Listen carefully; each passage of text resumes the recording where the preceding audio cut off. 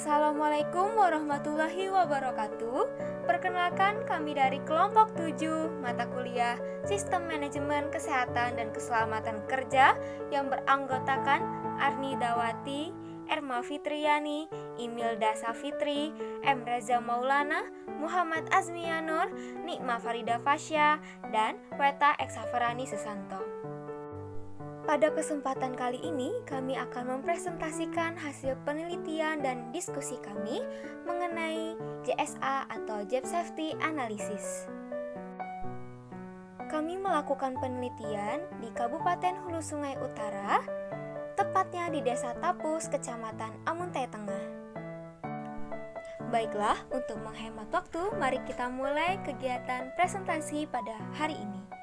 Sebelumnya, jangan lupa ini ya.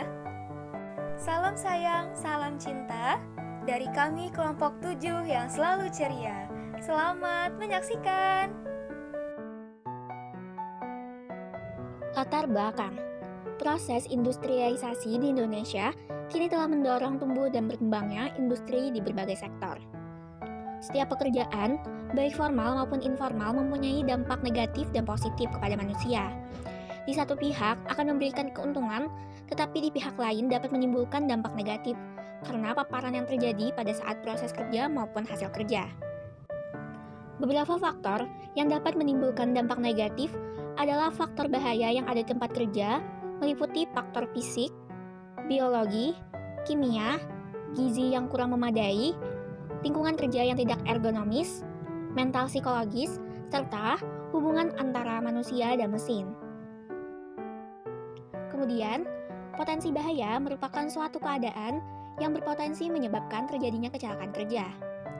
Salah satu upaya yang dapat kita lakukan untuk menurunkan tingkat risiko atau dampak kecelakaan yaitu perlu diterapkan aturan keselamatan dan kesehatan kerja di lingkungan kerja. Keselamatan dan kesehatan kerja atau K3 merupakan standar pencegahan yang diperuntukkan bagi pekerja maupun pemberi kerja sebagai upaya dalam pencegahan timbulnya kecelakaan kerja dan penyakit akibat kerja. Hal tersebut sudah diatur dalam Undang-Undang Nomor 1 Tahun 1970 dan Undang-Undang Nomor 23 Tahun 1992 tentang keselamatan kerja. Hulu Sungai Utara merupakan salah satu kabupaten di Kalimantan Selatan yang sebagian besar dari penduduknya bekerja sebagai pekerja kria yang memproduksi berbagai macam jenis kria, seperti anyam, ukir, dan lain sebagainya.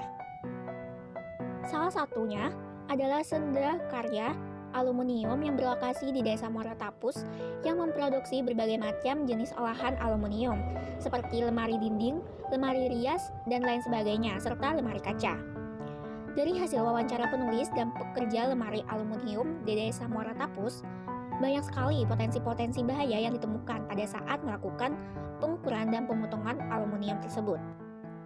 Karena sebagian dari para pekerja tidak menggunakan APD secara tepat. Oleh karena itu, diperlukannya langkah-langkah pencegahan dan perlindungan secara cepat untuk menjamin keselamatan dan kesehatan tenaga kerja, yaitu dengan adanya identifikasi bahaya, penilaian risiko, serta pengendalian risiko. Nah, berdasarkan permasalahan tersebut, kami tertarik untuk melakukan pengamatan dan observasi serta identifikasi dengan menggunakan metode Job Safety Analysis atau JSA kepada para pekerja lemari aluminium kaca tersebut. Adapun tujuan dari laporan kami ini terbagi menjadi dua.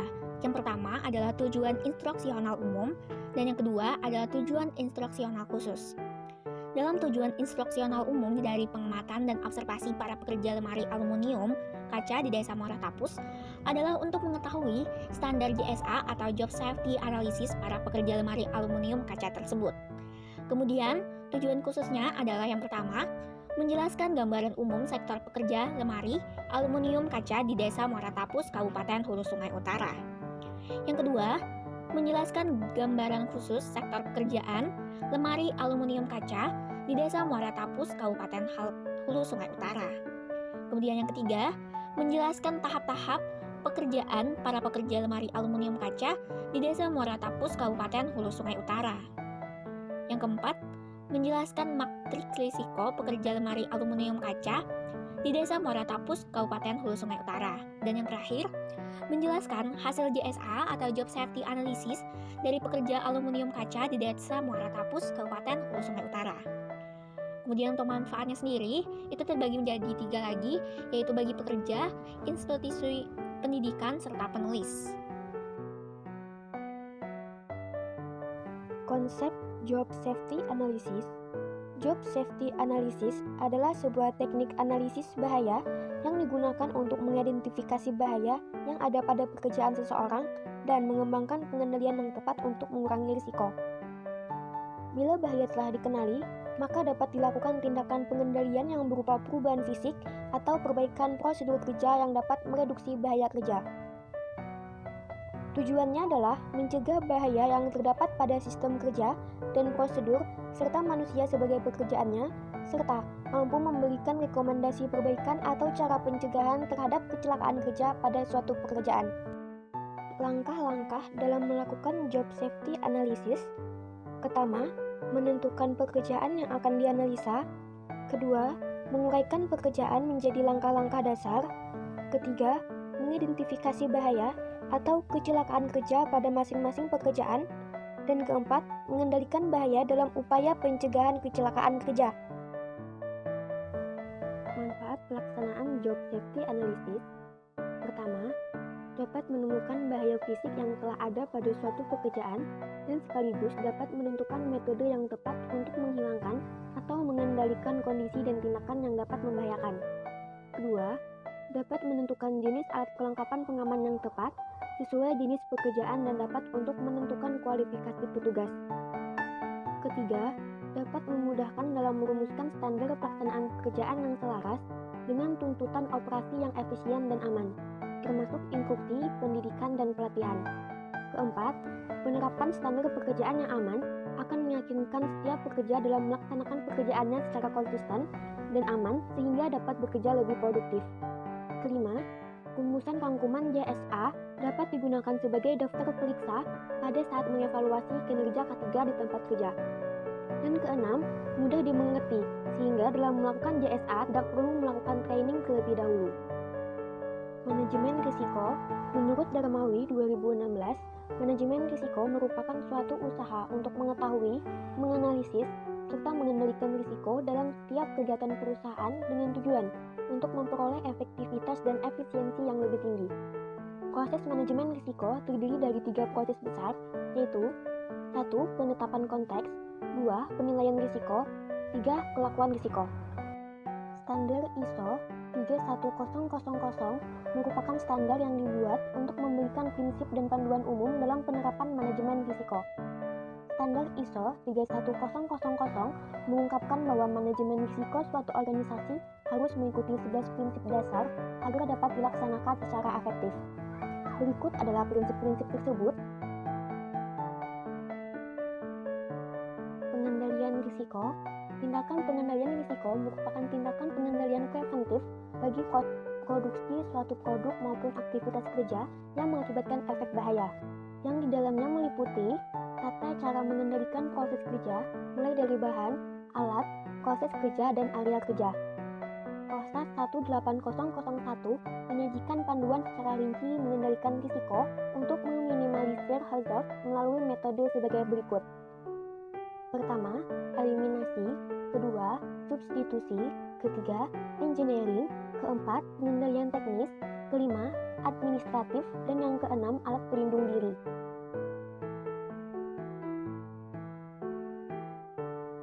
Gambaran umum sektor pekerjaan. Kabupaten Hulu Sungai Utara atau HSU memiliki banyak pengrajin mebel, bukan hanya dari kayu tetapi juga ada dari aluminium. Banyaknya pengrajin membuat Kabupaten Hulu Sungai Utara banyak yang menjual hasil kerajinan hingga keluar daerah. Pasar khusus menjual mebel berupa lemari dengan berbagai macam jenis ini berada di Desa Tapus, Kecamatan Amuntai Tengah. Letaknya memang cukup jauh dari pusat kota Amuntai. Pasar mebel berada di tanah lapang yang terdapat bangunan untuk meletakkan hasil kerajinan mebel. Bangunan ini memang dibangun oleh penjual mebel secara pribadi. Gambaran khusus sektor yang dianalisis. Bisnis lemari kaca dan aluminium sangatlah berpotensi karena untuk saat ini orang lebih suka dengan bentuk dan model furnitur yang minimalis dan elegan. Keuntungan dari lemari kaca kaca ini adalah selain harganya cukup standar, serta peminatnya cukup banyak, karena lemari ini cukup tahan dan tidak digerogoti oleh rayap. Toko Zahra Aluminium merupakan suatu bentuk UKM yang melayani jasa pembuatan segala macam bentuk barang yang terbuat dari kaca dan aluminium, seperti lemari, rak piring, rak baju, tempat jemuran, cermin, sampai gerobak kaki lima. Bahan baku utama yang digunakan yaitu aluminium dan kaca, yang sekarang ini harganya tidak menentu serta ketersediaannya terbatas. Usaha ini hanya memproduksi jika ada pesanan dari konsumen. Toko Zahra Aluminium didirikan oleh Mursalin sejak tahun 2012. Saat ini perusahaan mempekerjakan 6 orang karyawan. Dalam waktu 1 minggu, karyawan di toko Zahra Aluminium dapat memproduksi 40 buah lemari. Jenis-jenis pekerjaan. Langkah pertama yang dilakukan dalam pembuatan lemari aluminium adalah membeli bahan baku seperti aluminium, paku khusus aluminium, kaca, dan lain-lain. Setelah bahan baku sudah terkumpul semua, kemudian langkah selanjutnya adalah melakukan pengukuran dan pemotongan aluminium sesuai dengan model yang ingin dibuat. Proses berikutnya adalah pengukuran dan pemotongan kaca sesuai dengan model yang ingin dibuat. Selanjutnya yaitu memasang baut-baut pada persambungan aluminium, kemudian merakit aluminium menjadi kerangka lemari, menyusun kerangka lemari dalam beberapa tingkatan, kemudian membawa kerangka lemari ke tempat pemasangan kaca, memasang dan menempelkan kaca pada kerangka lemari, kemudian mengangkat lemari ke mobil untuk dikirimkan ke pasar atau pembeli, dan yang terakhir menurunkan lemari dari mobil.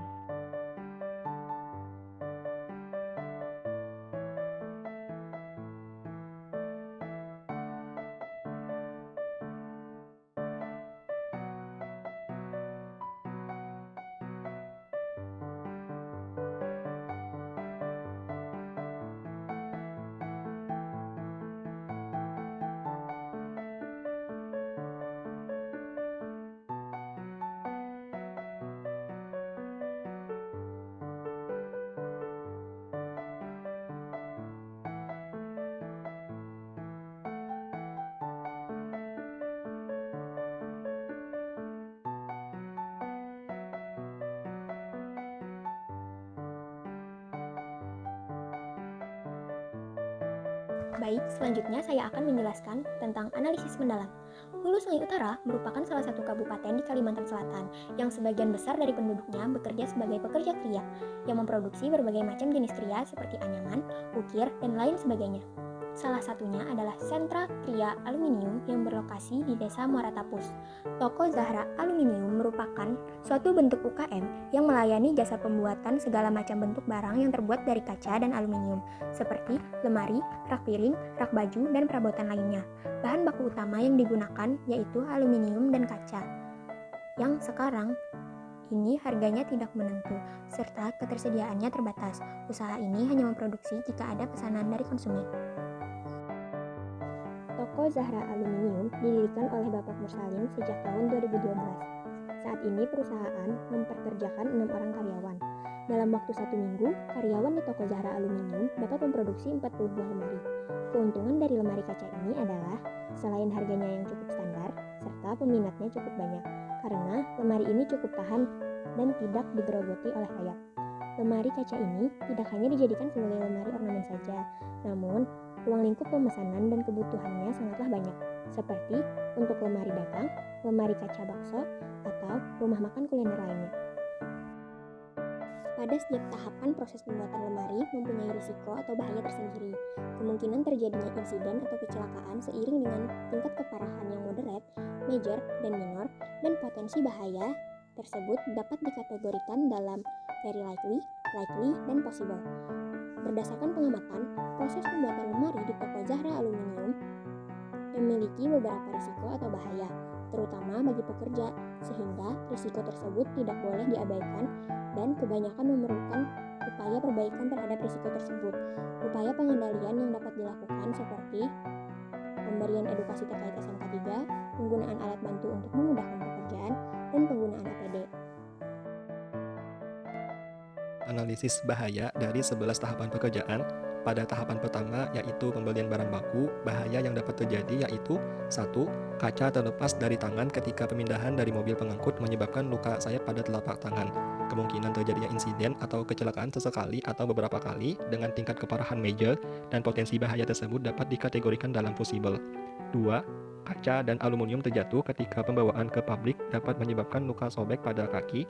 Kemungkinan terjadinya insiden atau kecelakaan sering dengan tingkat keparahan major dan potensi bahaya tersebut dapat dikategorikan dalam likely. 3. Barang baku yang dibawa terlalu banyak dalam sekali pengangkutan dapat menyebabkan nyeri pada lengan atas dan bahu. Kemungkinan terjadinya insiden atau kecelakaan sangat sering dengan tingkat keparahan moderat dan potensi bahaya tersebut dapat dikategorikan dalam very likely.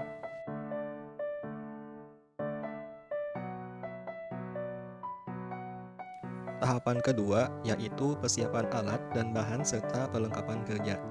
Potensi bahaya pada tahapan ini adalah tangan dan kaki terkena serpihan aluminium dan kaca menyebabkan luka lecet pada tangan atau kaki. Karena kondisi tempat kerja yang berhamburan dengan sisa potongan aluminium atau kaca berpotensi mengakibatkan lecet pada tangan atau kaki apabila tidak berhati-hati ketika menyiapkan peralatan. Kemungkinan terjadinya insiden atau kecelakaan sangat sering dengan tingkat keparahan moderat dan potensi bahaya tersebut dapat dikategorikan dalam very likely.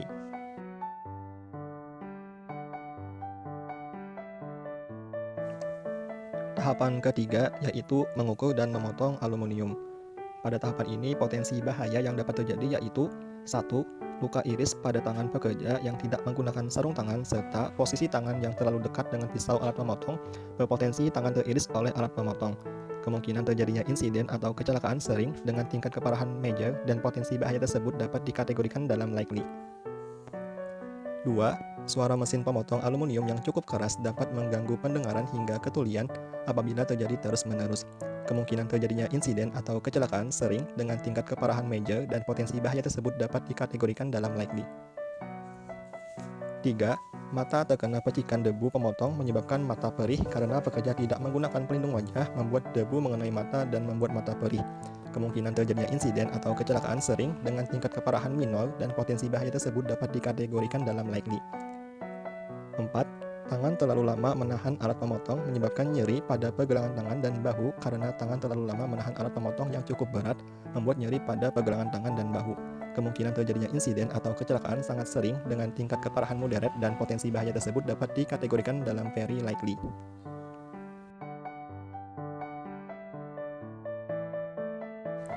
Tahapan keempat yaitu mengukur dan memotong kaca. Pada tahapan ini potensi bahaya yang dapat terjadi yaitu 1. Tangan terkena ujung kaca yang baru dipotong menyebabkan luka lecet pada telapak tangan karena proses pemindahan kaca yang telah dipotong tanpa sarung tangan berpotensi mengakibatkan luka lecet pada telapak tangan. Kemungkinan terjadinya insiden kecelakaan sering dengan tingkat keparahan moderat dan potensi bahaya tersebut dapat dikategorikan dalam likely. 2. Posisi pengukuran dan pemotongan kaca tidak ideal, menyebabkan nyeri pada pinggang karena bentuk kaca yang terlalu panjang membuat pekerja harus membungkuk untuk menjangkau ujung kaca yang apabila terlalu lama bisa membuat nyeri pada pinggang. Kemungkinan terjadinya insiden atau kecelakaan sering dengan tingkat keparahan minor dan potensi bahaya tersebut dapat dikategorikan dalam likely. Tahapan kelima yaitu memasang baut-baut pada persambungan aluminium.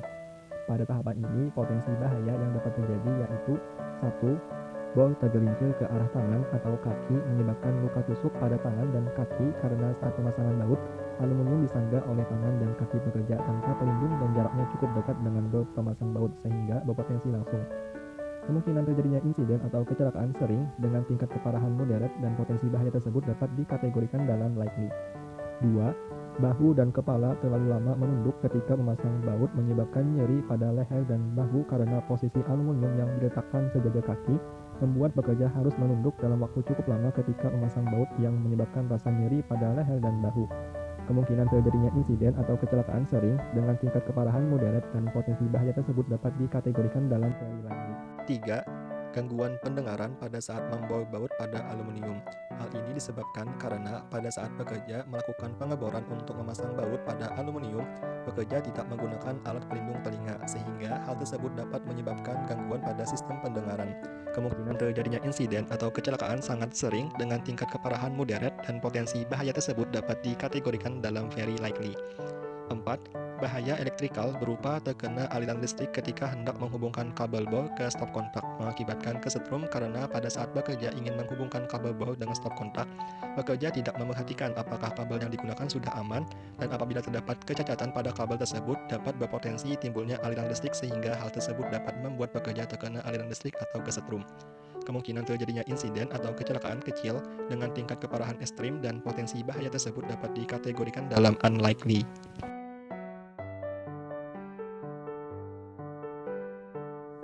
6. Merakit aluminium menjadi kerangka lemari. Potensi bahaya yang ditimbulkan adalah tangan terkena ujung aluminium yang masih tajam. Kemungkinan terjadinya insiden atau kecelakaan sering dengan tingkat keparahan moderate dan potensi bahaya tersebut dapat dikategorikan dalam likely. 7. Menyusun kerangka lemari dalam beberapa rangkap. Potensi bahaya yang ditimbulkan, kerangka lemari terjatuh mengenai pekerja, menyebabkan luka lebam disertai pendarahan. Kemungkinan terjadinya insiden kecelakaan sesekali dengan tingkat keparahan ekstrim dan potensi bahaya tersebut dapat dikategorikan dalam possible. 8. Membawa kerangka lemari ke tempat pemasangan kaca. Beban lemari yang dibawa terlalu berat menyebabkan nyeri pada bahu karena peletakan lemari di atas bahu selama pembawaan. Kemungkinan terjadinya insiden atau kecelakaan sangat sering dengan tingkat keparahan moderate dan potensi bahaya tersebut dapat dikategorikan dalam very likely. Berikutnya, terperosok dalam titian penyeberangan. Menyebabkan keselio hingga patah pada kaki karena titian yang tidak kokoh karena sudah lapuk atau berpotensi patah ketika diinjak yang mengakibatkan pekerja terperosok. Kemungkinan terjadinya insiden kecelakaan sering dengan tingkat keparahan major dan potensi bahaya tersebut dapat dikategorikan dalam likely.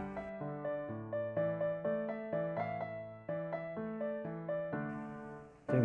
Memasang dan menempelkan kaca pada kerangka lemari. Kaca terjatuh ketika mengenai kaki menyebabkan luka sobek pada kaki karena ketika pemasangan kaca tergelincir atau kaca tidak merekat.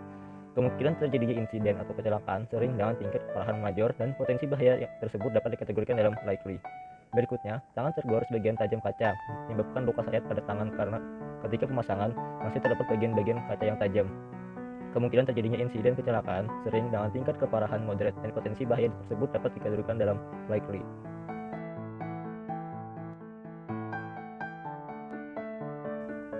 10. Mengangkat lemari ke mobil untuk dikirimkan ke pasar atau pembeli. Beban lemari yang dinaikkan terlalu berat dan proses pengangkatan cukup lama menyebabkan nyeri pada tangan dan bahu.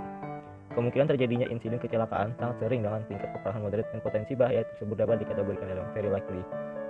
Berikutnya, lemari terjatuh mengenai pekerja ketika diangkat ke mobil menyebabkan luka lebam disertai pendarahan karena kegagalan proses pengangkatan membuat lemari terjatuh. Kemungkinan terjadinya insiden kecelakaan sering dengan tingkat keparahan ekstrim dan bahaya yang tersebut dapat dikategorikan dalam likely.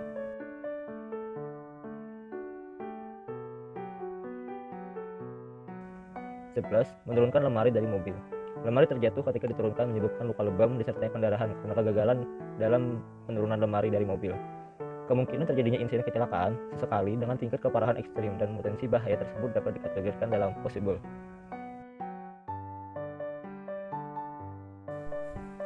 Oke, jadi kita udah sampai di kesimpulan nih. Nah, kesimpulannya adalah keselamatan dan kesehatan kerja atau K3 merupakan standar pencegahan yang diperuntukkan bagi pekerja maupun pemberi kerja nih sebagai upaya pencegahan dari timbulnya kecelakaan kerja atau penyakit akibat kerja. Nah, seperti yang sudah dipaparkan oleh teman-teman kelompok 7 dari hasil wawancara nih.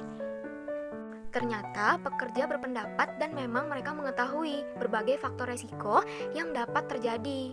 Misalnya, dapat mengenai tangan mereka, mata mereka terkena percikan debu, hingga mereka tidak menggunakan APD yang tepat. Dapat kita ketahui juga bahwa tempat kerjanya kurang ergonomis nih. Kenapa? Karena di lantai tempat kerjanya masih ada serpihan-serpihan aluminium nih yang berserakan, yang bisa melukai kaki saat berjalan. Nah, berdasarkan hal tersebut, perlu nih kita lakukan langkah-langkah pencegahan dan perlindungan secara cepat untuk menjamin keselamatan dan kesehatan tenaga kerja di tempat pembuatan lemari aluminium tersebut. Rekomendasi dari kelompok 7 untuk pekerja toko zahar aluminium adalah pekerja toko zahar aluminium disarankan untuk menggunakan APD yang sederhana nih, misalnya saja seperti masker, sarung tangan, dan juga sepatu. Nah, ketiga hal ini dapat melindungi mereka, walaupun sederhana ya, seperti masker, sarung tangan, dan juga sepatu gitu. Nah, untuk masker sendiri kan bisa mencegah debu-debu halus aluminium yang kecil-kecil saat pemotongan itu terhirup. Sedangkan untuk sepatu bisa melindungi kaki mereka nih dari serpihan-serpihan aluminium yang berserakan di lantai. Kemudian, untuk sarung tangan mereka perlu nih saat pemotongan. Nah, saat pemotongan aluminium itu mereka perlu alat yang dapat melindungi tangan mereka dari risiko terkena mesin yang tajam saat memotong. Nah, selain ketiga hal tersebut, bisa juga nih dilakukan pengecekan atau pemeriksaan secara berkala nih mengenai tingkat risikonya. Bisa kita lakukan inspeksi misalnya, atau ngecek nih, gimana sih risikonya, apakah sudah turun atau belum, apakah pekerjaan sudah memakai APD atau belum. Kemudian yang ketiga, pekerja juga berhak nih mendapatkan edukasi. Kenapa? Karena edukasi tentang K3 atau kesehatan dan keselamatan kerja di tempat kerja itu sangat penting, supaya pekerja tahu nih apa saja bahaya dan resiko di tempat kerjanya. Demikianlah presentasi kami pada hari ini. Terima kasih karena telah menyaksikan dan juga berpartisipasi aktif dalam presentasi kami pada hari ini. Saya selaku moderator, mewakili teman-teman kelompok 7 mengucapkan mohon maaf yang sebesar-besarnya apabila selama kegiatan presentasi masih terdapat kesalahan baik perkataan maupun perbuatan. Sekian dari kami, tetap sehat dan tetap semangat ya. Akhir kata, wabillahi taufiq wal hidayah. Wassalamualaikum warahmatullahi wabarakatuh. Salam sayang, salam cinta dari kami kelompok 7 yang selalu ceria. See you next time.